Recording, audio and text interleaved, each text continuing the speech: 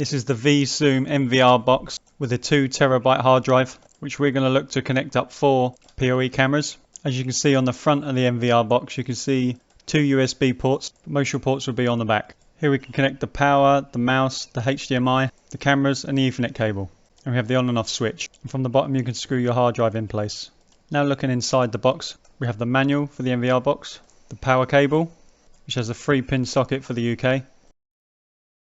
Also comes with a HDMI cable, a mouse, which will allow us to click through the options on the screen, a flat Ethernet cable to connect from your router to the NVR box. These connectors I think are for alarm cable, but I won't be using those. Here you can see I've connected the power, the USB for the mouse, the HDMI, which will be connected to our TV, and the Ethernet cable, which will be plugged to the router. With our 4 PoE cameras, we also have 4 18-meter Ethernet cables that come with them. This allows data and power to each camera, so you only need this one cable for the cameras to work.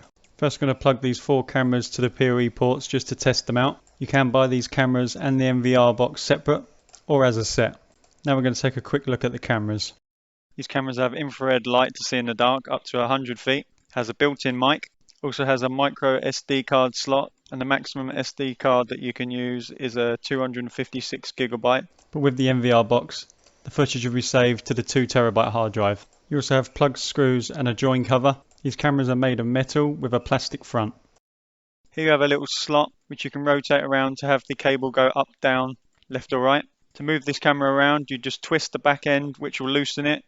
Then we can adjust in many different directions. The bracket and the housing of the camera is made of metal, and only the black front section is made of plastic.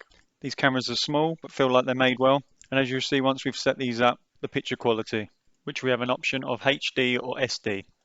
Now use the Allen key that comes in the pack to tighten up this screw, which will also lock the camera in place. Here's where we store the micro SD card. We also have the option to save to the cloud, or we can connect these cameras to the NVR box, which will have a hard drive in, which will save all the footage on there. Now on the end of each cable, the cable splits into 3. You have a reset button, the RJ45 Ethernet port, and on the right side we have the option to add a power lead. Now here are our 3 options on how we want to set this up. I'm going to look to connect our Ethernet cable to the camera to protect the join and keep it waterproof. You can use this join cover, I'm going to call it, which will also help keep the cables together.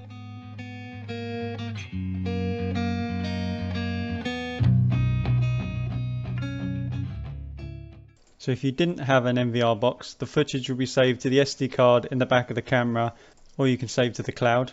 But by connecting your cameras to the NVR box, it's going to save all that footage to the hard drive in the NVR box itself. Our cameras are connected. We have our Ethernet cable coming from the router to the NVR box so that we can remotely connect to these cameras via the app. First we're going to look at setting up the NVR box from the screen, which we can do so because of the HDMI cable. So it's great we can view the cameras via an app or on a monitor screen. It's going to ask you to put in an email address, and if you need to recover your password, it's going to ask you a recovery question and the answer, so you gain access to your cameras again if you did forget the password. Now we're going to do Setup Wizard.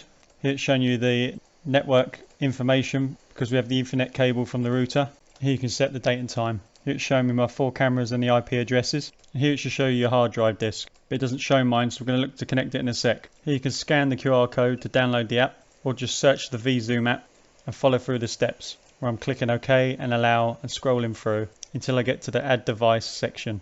It's telling you some information, and click Add Device and scan P2P, which scans the top QR code from the screen, which has the NVR box information, which will then display the NVR box and allow me to access whatever cameras are connected to it, whether that's 1 camera all the way up to 8 cameras.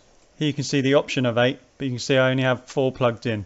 Now we can see the cameras on the app. I'm going to carry on following through the steps on the NVR box that's connected to our monitor. As the disc didn't appear, I take the screws out the side of the NVR box, remove the lid, and check the cables are connected properly by just reseating the cable to the 2TB hard drive. It has 2 screws either side and 1 at the back. In the bottom left side of the screen, you have system settings, or just right click at the mouse. You have these options, and now on disk detection, I can see I've got disk 1. Now I've relocated the cameras as the NVR box is all set up and we have the app installed on our phone. Here you can see me wave my hand in front of the camera to see if there's any delay. And here you'll also be able to check out the picture quality from me filming the screen, and later I'll show you the quality displayed on my phone. We'll also look back at our footage to make sure that our footage is saving to the 2TB hard drive.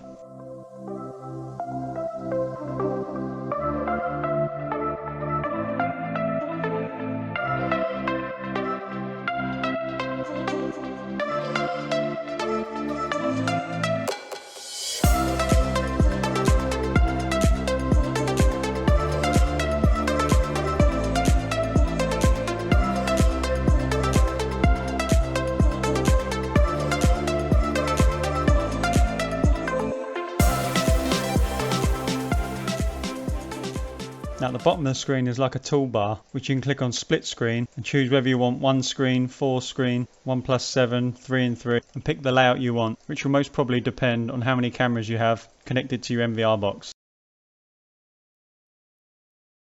If you click on one of the images, you also have some settings you can adjust. So you can record, you can do audio on and off, you can zoom in and out, you can change the image, you have two-way audio, you could take a photo, and here's some of the picture settings. Here you'll notice the top left picture, as I change to indoor, the image gets brighter. As you can imagine, it's more likely to be darker indoors. So that's something you can adjust and play around with to get it right. So each camera you click on, you can set up differently. Now we're going to take a look at the playback options. All of our recordings will be saved in this section, which we have a few different ways in which we can view it. You can click on the picture grid, and on the top left is our first recording. Event recording shows the detection recorded, which you can click on and watch back. And there's a scrolly wheel you can just click on and drag left or right, and it can go forwards and backwards in time, as you can see here. On the time search, you can select all cameras or just click on each device, which also displays a scrolly wheel at the bottom of the screen, which you can pause, stop, start, skip forward, speed up, zoom in. In the bottom right of the screen, you can zoom into an hour segment, or a 6 hour, or a 12 hour, or 24 hour. Now I've clicked on the zoom button. You can click on the screen, and here I just keep clicking to zoom in, zoom in, and zoom in. So if something was recorded far away, you have the option to zoom in, but you will start to lose some of the picture quality. Then I simply right click on the screen again for it to go back to its original size. So I'm quite happy with checking out recorded footage. Find it easy to toggle between the time zones, and there isn't much delay or loading time. It plays it almost straight away. Here you can create a record schedule. Now we're going to have a look at the app. You have the option to view 1 camera or up to 4 cameras or 8 cameras. You can also record what's on the screen. You press the mic button to talk. You have the speaker symbol to hear the sound. You can choose SD or HD. And in the bottom right you have the settings, so you know what settings you can view and change.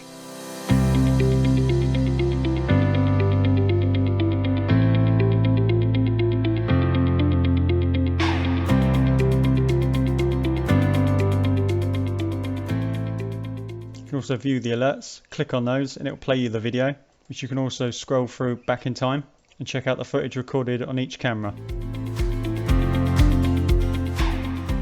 This is the SD quality. Now I'm going to switch to the HD, which you can see the picture quality is a bit clearer.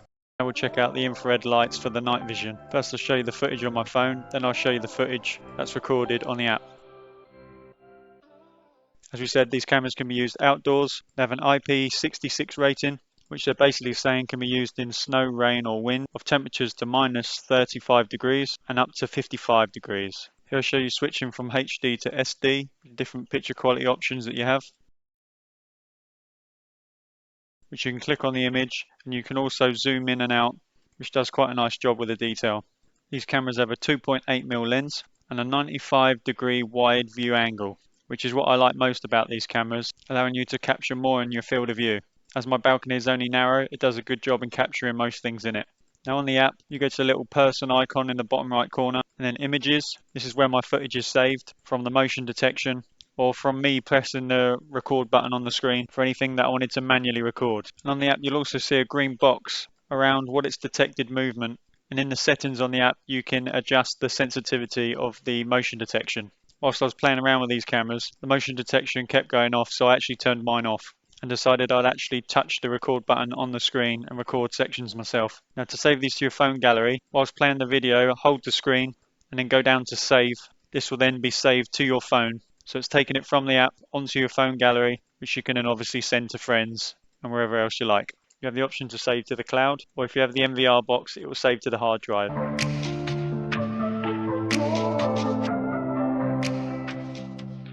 Now to mount these cameras to a wall, you want a 5.5 or a 6mm masonry drill bit, where you can then use your plugs and screws. I'm going to quickly show you the instruction manual for the NVR box, just to show you as much information as possible.